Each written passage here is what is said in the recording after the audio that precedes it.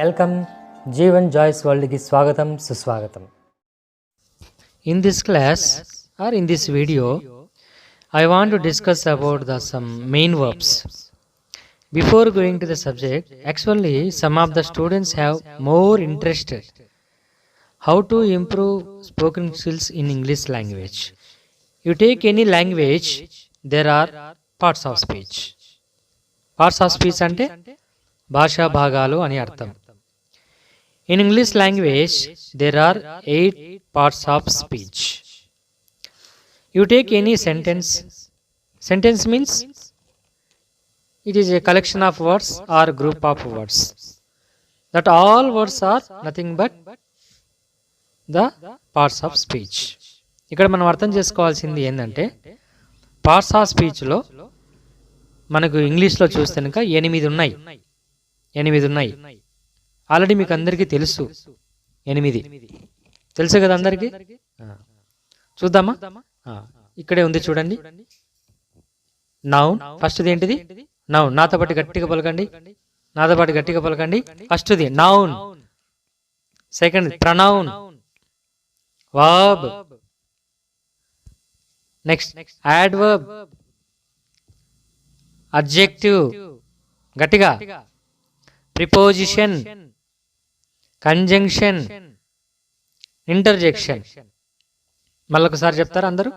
Noun, pronoun, verb, adverb, adjective, preposition, conjunction, interjection.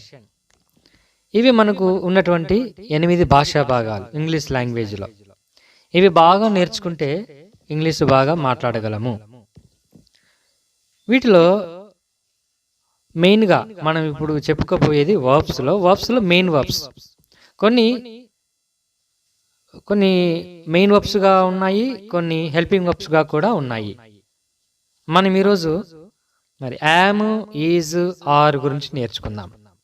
Yam, is, are గురించి నేర్చుకుందాం. Yam అంటే meaning ఏంటిది? తెలుగులో ఉన్నాను అని అర్థం.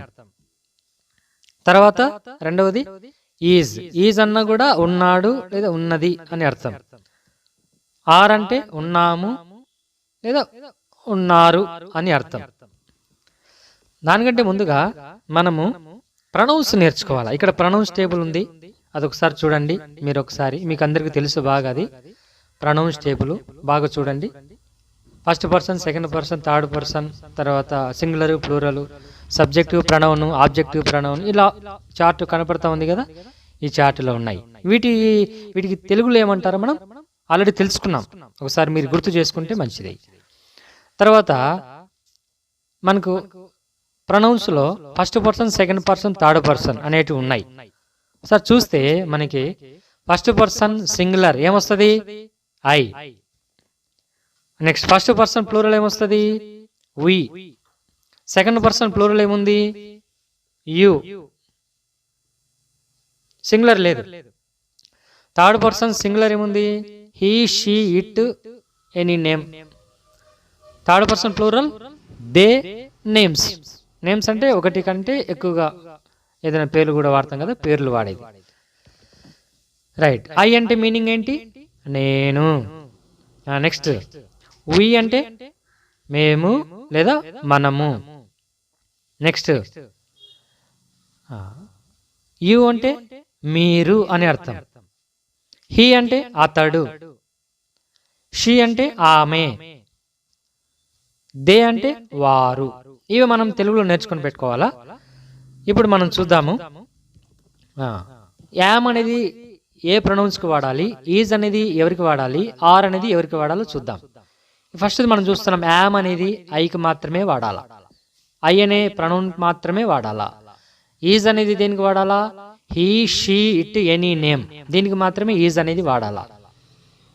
నెక్స్ట్ మనకు ఆర్ వస్తుంది. ఆర్ అనేది ప్లూరల్ ఫామ్. వీకి, దేకి, నేమ్స్, వీటికి మాత్రమే మనం ఆర్ అనేది వాడాలా. అర్థమవుతుందా మీకు? ఈ విధంగా యామ్, ఈజ్, ఆర్ వాటి మీనింగ్ అంతా ఒకటే. అయితే ఇక ప్రొనౌన్స్ని బట్టి కొద్దిగా మీనింగ్ అనేది లాస్ట్లో మారిపోతూ ఉంటుంది. అది మనం గమనించాలి, ఒకసారి మీరు అర్థం చేసుకోవాలా.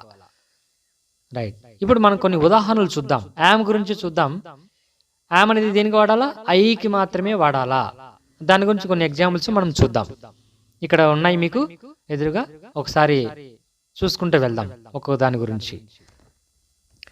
ఇక్కడ ఫస్ట్ది, I am here, I am there, I am outside, I am inside, I am in my house, I am in school, I am in classroom. చూడండి, ఇక్కడ స్టాట్ ఫామ్ను కూడా మనం వాడచ్చు. యామ్, ఇక్కడ ఫుల్ ఫామ్ రాశాం కాబట్టి ఒకసారి చూసుకోండి. I am here, I am here, what is the Telugu meaning? నేను ఇక్కడ ఉన్నాను. ఐ యామ్ దేర్, నేను అక్కడ ఉన్నాను. ఐ యామ్ అవుట్ సైడ్, నేను బయట ఉన్నాను. ఐ యామ్ ఇన్సైడ్, నేను లోపల ఉన్నాను. I am in my house, నేను నా ఇంట్లో ఉన్నాను. ఐఎమ్ ఇన్ స్కూల్, నేను పాఠశాలలో ఉన్నాను. ఐఎమ్ ఇన్ క్లాస్ రూమ్, నేను తరగతి గదిలో ఉన్నాను. చూడండి, ఇవన్నీ రాసుకోండి నీట్గా. ఇవి ప్రాక్టీస్ చేస్తూ ఉంటే మనకి నోటికి బాగా వస్తూ ఉంటాయి. Next, I am on the bus, నేను బస్సులో ఉన్నాను. I am on the train, నేను రైల్లో ఉన్నాను. I am on the aeroplane, నేను విమానంలో ఉన్నాను. I am on the ship, నేను ఓడలో ఉన్నాను. I am on the way, నేను దారిలో ఉన్నాను. చూడండి ఒకసారి, ఇవి ఇట్లా ప్రాక్టీస్ చేస్తూ ఉంటే మనకు ఇంగ్లీష్ అనేది వస్తూ ఉంటుంది. రాసుకోండి ఒకసారి నీట్గా. ఇంకా కొన్ని ఎగ్జాంపుల్స్ ఉన్నాయి చూడండి ఇక్కడ. I am in the car, నేను కారులో ఉన్నాను. I am in the taxi, నేను ట్యాక్సీలో ఉన్నాను. నేను మీ ముందు ఉన్నాను.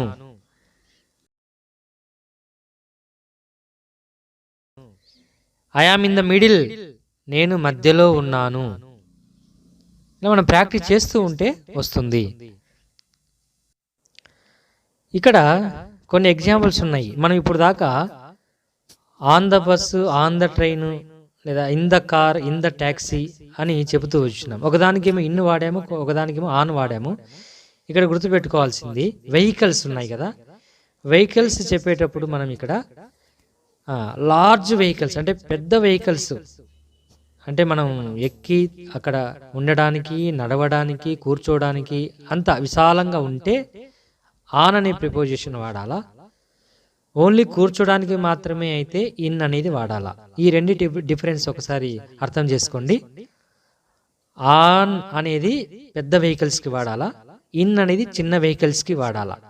ఇక్కడ ఆన్ అంటే మీద అని అర్థం కాదు, ఇది కొద్దిగా అర్థం చేసుకోవాలని మీకు చెప్తున్నాను.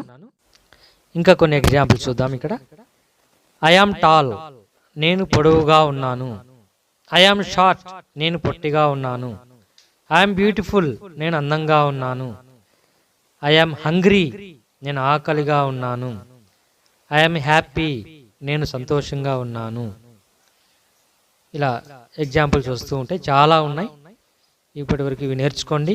వీటిని ప్రాక్టీస్ చేస్తూ ఉంటే మనకు నోటికి బాగా వస్తాయి, బాగా మీరు ఇంగ్లీష్లో మాట్లాడగలరు. ఇప్పుడు దాకా మనము యామ్ గురించి చెప్పుకుంటూ వచ్చినాం ఎగ్జాంపుల్స్. ఇది యామ్ అనేది మెయిన్ వర్బ్గా ఎలా ఉపయోగించాలా అని చూస్తూ వచ్చినాము. నెక్స్ట్ మనకు ఈజ్ ఉంది, ఆర్ ఉంది, ఎలా ఉపయోగించాలో నెక్స్ట్ క్లాస్లో మనం చూద్దాం. ఇప్పటి వరకు ఇవన్నీ నీట్గా రాసుకోండి, చదవండి, మాట్లాడుతూ ఉండండి, ప్రాక్టీస్ చేస్తూ ఉండండి రోజు. నెక్స్ట్ క్లాస్లో ఈజ్, ఆర్ గురించి ఇంకా కొన్ని ఎగ్జాంపుల్స్ చూద్దాం. Thank you very much.